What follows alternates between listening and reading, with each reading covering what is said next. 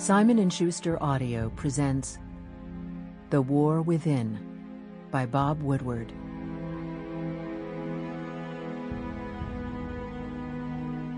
Read by Boyd Gaines.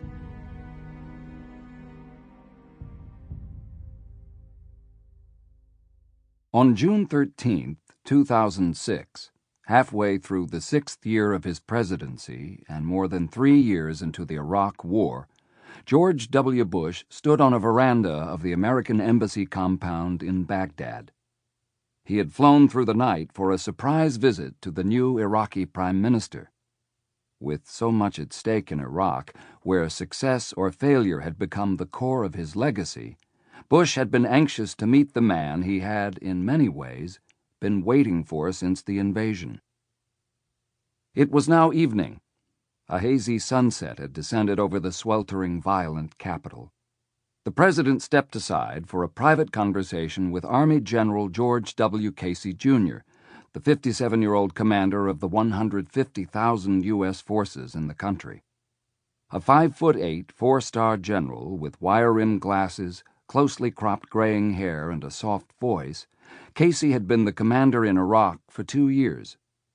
As American military units rotated in and out, rarely serving more than a year, Casey had remained the one constant, seeing it all, trying to understand and end this maddening war in this maddening land.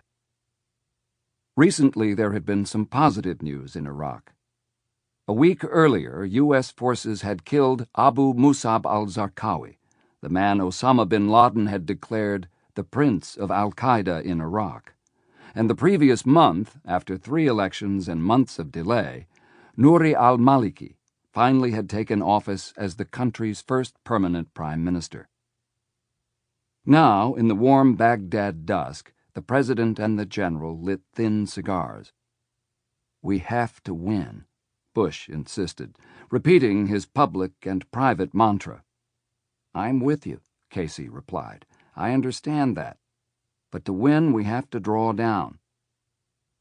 Casey felt that the Iraqis, a proud people and resistant of the Western occupation, needed to take over. The large visible U.S. force was ultimately a sign of disrespect. Worse, the prolonged occupation was making the Iraqis dependent. They needed to fight their own war and run their own government. They were doing neither. Casey studied Bush's face, now wrinkled and showing its 59. Sample complete. Ready to continue?